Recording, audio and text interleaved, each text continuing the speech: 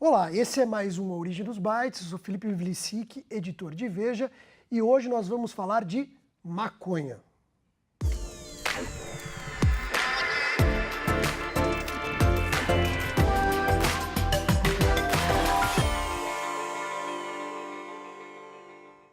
Para essa conversa eu tenho duas convidadas aqui hoje, a empreendedora Viviane Cédula, que é uma das fundadoras do Quicante e saiu para criar o Doutor Cannabis, e também a doutora Paula Dal Stella, falei certo não? Falou certo. É isso aí, Isso. que é médica e é uma das pioneiras, precursoras da prescrição de maconha, na verdade não é a maconha, ela vai explicar o que é, medicinal no Brasil. Obrigado pela presença de ambas aqui. E para começar, há uma confusão assim hoje em dia em relação ao que pode e o que não pode, né? Porque o que o povo sabe é que algum tipo de maconha medicinal foi liberada, mas que é muito difícil conseguir, mas não sabe o que é, para que serve e por que está sendo liberada. Em que ponto está essa discussão? Na verdade, eu entendo que você está mais esclarecido do que a média. Né? A maioria das pessoas vai atrás disso ou descobre, busca informação quando se vê numa situação limítrofe. Quando você descobre que o seu filho, por exemplo, tem uma condição rara e você já não tem mais alternativas no que existe no mercado e vai atrás de algo diferente e se depara com uma burocracia muito grande para conseguir um tratamento que, porventura, é caro, você não tem muitos médicos prescrevendo hoje, então é um processo um tanto complexo. Uhum.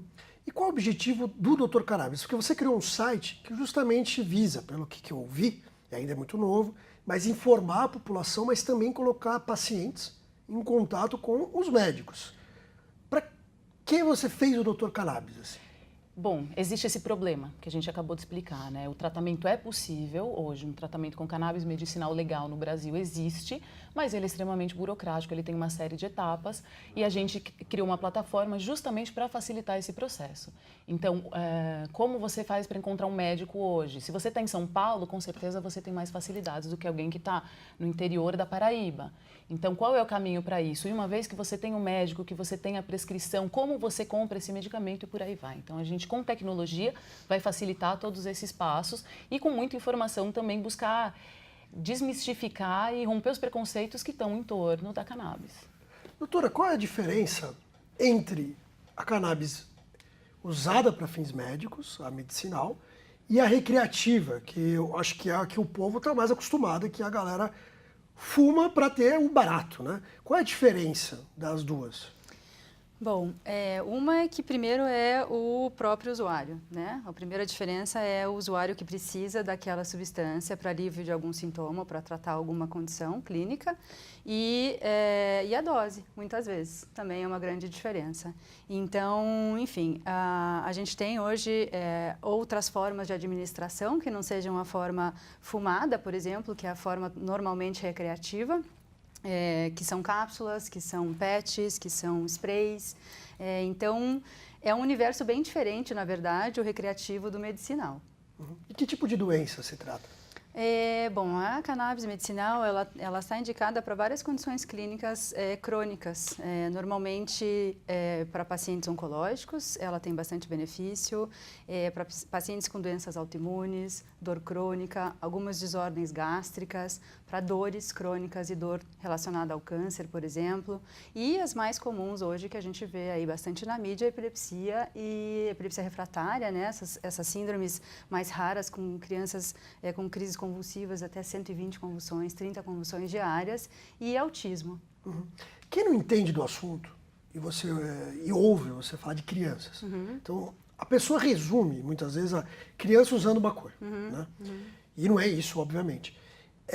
Então é bom explicar que efeito dá na criança que tem epilepsia ou que tem, acho que é doença de Crohn também, né? Crohn, isso. E outras doenças do tipo. Que efeito dá na criança? A criança tem aquele barato? Ou Então, não? Ou é uma coisa mais só médica? É interessante essa pergunta, porque existem duas respostas para essa pergunta. Uma, hoje o medicamento que está sendo utilizado com as crianças é o canabidiol, o CBD. E ele tem muito pouco efeito que a gente chama de psicoativo, esse efeito do barato, conhecido da cannabis recreativa. Ele não tem esse efeito. Então, as crianças, ele não é essa substância, ele é o canabidiol. A gente está falando do recreativo, que é o tetraidrocannabinol, que é a substância psicoativa. Que isso não tem na medicinal. Tem, porque toda planta, mesmo ela rica em canabidiol, ela vai ter uma porcentagem de tetraidrocannabinol. Mas o que acontece também no universo infantil é que os receptores para essa substância, eles são imaturos em menor quantidade. Então, as crianças têm uma tolerância muito maior do que os adultos. Ah, curioso.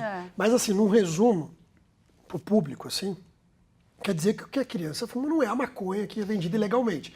Ela vai usar ou com PET, ou com, como você falou, diversas formas de spray e tal, algo que é um remédio. Exato. Na verdade, vou esclarecer também, novamente, você citou duas coisas importantes.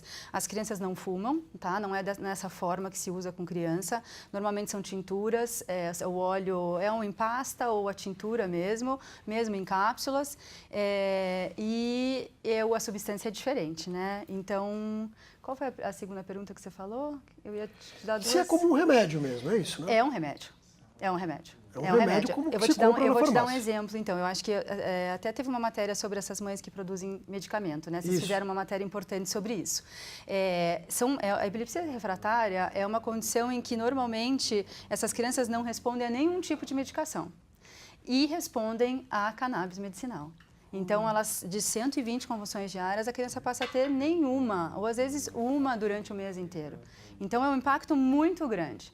Por isso que ela é um medicamento. Agora, pela dificuldade, e aí vamos falar disso, a dificuldade de conseguir esse medicamento para uma criança, muitas mães estão fazendo por si só. Né? É até disso que se tratava a reportagem que você acabou de citar. Então, primeiro, como conseguir esse medicamento? Se uma mãe, um pai, que está vendo agora, quiser esse medicamento para a criança dele, porque, como você disse, diminui de 100 e poucos por dia para 0 os ataques da criança, como é que faz para conseguir? E quem não consegue, a medida é plantar mesmo? É seguro a pessoa plantar e fazer por conta própria? Porque eu imagino que se eu tivesse um filho e soubesse que isso poderia curá-lo, eu poderia cogitar isso, porque afinal é meu filho. Como reagir a isso e como conseguir? Hoje, para você obter a autorização da Anvisa para obter o remédio, né, de forma legal, você tem que encontrar um médico prescritor, um médico que saiba prescrever o medicamento. Esse médico ele vai ter que fazer, então, todos os documentos necessários para que esse paciente dê a entrada na autorização da Anvisa, né? A Anvisa, então, precisa autorizar esse paciente a utilizar o medicamento. A partir daí, ele vai entrar em contato com o fornecedor do medicamento, com autorização, e chega na casa dele o produto. Então, a primeira dificuldade é achar um médico que entenda de fato do assunto. Essa eu acho que é a grande dificuldade hoje, principalmente em cidades do interior, né, não em cidades grandes. Se você me pergunta em relação a plantar em casa e extração, né, do medicamento, é muito complexa essa resposta, porque de fato já está acontecendo esse movimento, aconteceu no Chile. As mães, elas iniciaram o movimento da cannabis medicinal no Chile plantando em casa, então isso é uma realidade, apesar de pode ter suas consequências, não é a forma mais segura de se fazer e principalmente se você tem uma condição clínica que exige uma certa periodicidade e uma quantidade diária. A gente sabe também que a cannabis não é uma planta fácil de plantar, e cuidar, ela exige certos cuidados, não é barato fazer isso e inclusive a extração também pode ser perigosa dependendo de qual é o método de utilização da extração, o solvente, né? E para ser, aqui tem que ser direto, perigoso quer dizer perigoso fisicamente. Fisicamente, mesmo. pode explodir, né? Assim, dependendo do tipo de solvente que você usa, ele pode ser altamente, ele pode explodir mesmo. Que eu acho que esse aí é o ponto mais sensível, talvez, em relação à nossa regulamentação. Quanto mais a gente atrasa a regulamentação, mais a gente abre espaço para as mães terem que fazer uma medida drástica dessa, porque não tem acesso, de repente, ao medicamento na farmácia. E é isso, acho que é o ponto mais sensível dessa história. Viviane, no site de vocês, na verdade é um projeto, né? Porque não é só o site, o projeto completo é de vocês, do Dr. Cannabis, Eu vi que é possível se cadastrar como paciente, como médico. Vocês criam esse elo, como se fosse uma rede social, uma comparação aí resumida, né? Uma plataforma, né? Uma plataforma que conecta os atores desse processo. Mas vocês têm uma bandeira, quer dizer, para vocês, né, do Dr. Cannabis, o que deveria ser legalizado e o que deveria ser ilegal no Brasil para que esse cenário fosse mais saudável para todos? Olha, a gente definitivamente é pró-regulação. O grande ponto hoje é que todos os casos são tratados em caráter de exceção. Né? A Anvisa analisa um a um. Existem hoje pouco mais de 20 habeas corpus no Brasil de famílias que foram autorizadas a cultivar em casa e produzir um medicamento, correndo todos esses riscos aqui que já foram explicados e ainda assim são muito pontuais e a demanda por isso só aumenta. Então a gente entende que a regulação ela é necessária, ela é bem-vinda.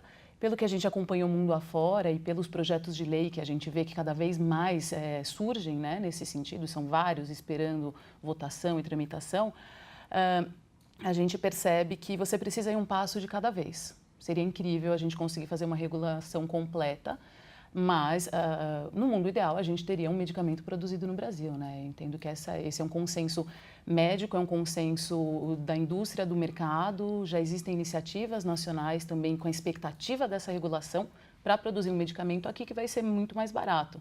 Um ponto final desse processo todo que a Paula explicou é que a pessoa física que recebeu autorização da Anvisa para importar tem que importar esse medicamento como pessoa física, não existe estoque no Brasil. Então ela paga um frete que muitas vezes custa um valor até próximo ao medicamento que ela está importando. Então acaba ficando caríssimo, em dólares, né? Vocês abriram um financiamento coletivo diferente porque vocês buscam investidores, na verdade, né? Pessoas que investam aí a partir de R$1.000, se não me engano, e que no fim vão ter uma parcela aí da empresa, assim como outros investidores maiores que vocês já têm. E dentro desse crowdfunding, né, diferente, mas é um crowdfunding que você até entende muito bem, como criador aí do Kikante, vocês esperam 750 mil. Então a pergunta é, para quem for investir, né, qual o retorno, qual o modelo de negócio de vocês? Por exemplo, se ocorrer tudo isso que você falou, né, de regularizar o setor, vocês pretendem vender esse medicamento ou não? Ou é só a plataforma para conectar, o médico que pode fazer isso com o paciente? Qual é o objetivo de vocês como negócio? Né? Ótima pergunta. A Dr. Cannabis é um negócio auxiliar, né? Um termo que se convencionou no mercado de cannabis fora do Brasil, ancillary business. Ou seja, a gente não toca a planta, a gente nunca vai produzir, a gente nunca vai cultivar, a gente vai auxiliar o processo que já existe. Então, o que a gente criou hoje como modelo de negócio está dentro da lei vigente atual do Brasil. A gente vai buscar facilitar o processo que existe na expectativa que ele mude. Então, a expectativa é que o meu negócio amanhã, da forma que ele está criado hoje, deixe de existir. Portanto, eu estou, paralelamente a esse processo de facilitação Anvisa, conexão médico-paciente, parte disso sempre vai existir, o médico sempre vai ser necessário na prescrição médica, mas paralelamente a isso, a gente está organizando a demanda nacional. Então, lá fora você tem um mercado formal e você sabe onde estão essas pessoas, quem procura, quem compra, quem cultiva, como isso acontece. Hoje isso acontece no Brasil de maneira informal. As pessoas já se comunicam, elas já buscam grupos de famílias, por exemplo, de autistas que estão se tratando, como tratar, como fazer, como não fazer. A gente vai mapear essa turma toda para entender essa demanda, para conseguir facilitar a vida, de novo, daquela pessoa que está em uma cidade do interior de um estado, enfim, do norte do país, que precisa desse medicamento e não tem. E a gente conseguindo mapear isso vai também demandar não só médicos, mas o poder público e fazer uma organização social do que já existe hoje. As pessoas estão demandando cada vez mais. Isso é crescente, só que isso não está ordenado. Então é uma mistura de informar e de uma certa inteligência de mercado, digamos assim, isso? Perfeito. Inteligência de mercado, isso que vai ditar amanhã para a gente o próximo passo que a gente vai dar como negócio, de fato, né?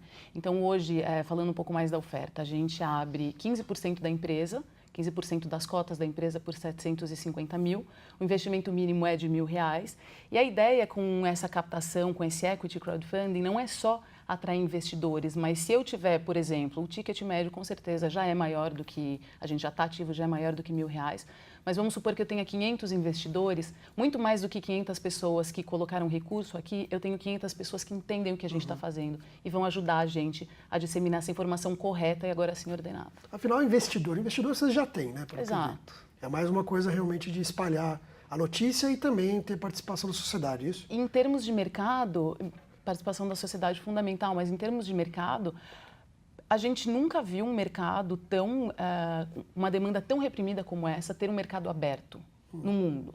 Né, algo que cresce exponencialmente lá fora. A América Latina também, a tendência é a mesma, né, o próximo grande mercado, todas as grandes empresas que já estão operando fora, muitas com capital aberto, do Canadá e Estados Unidos, olham para cá com muita atenção. Tem gente vindo para cá. Tem gente vindo para cá. Né? Exatamente. Então, por que não ter uma iniciativa local? Perfeito. Então, muito obrigado pela presença de vocês, pelo tempo de vocês. Foi ótima conversa. E muito obrigado pela audiência mais uma vez nesse Origem dos Bytes, o programa semanal que a gente tem aqui no site de Veja.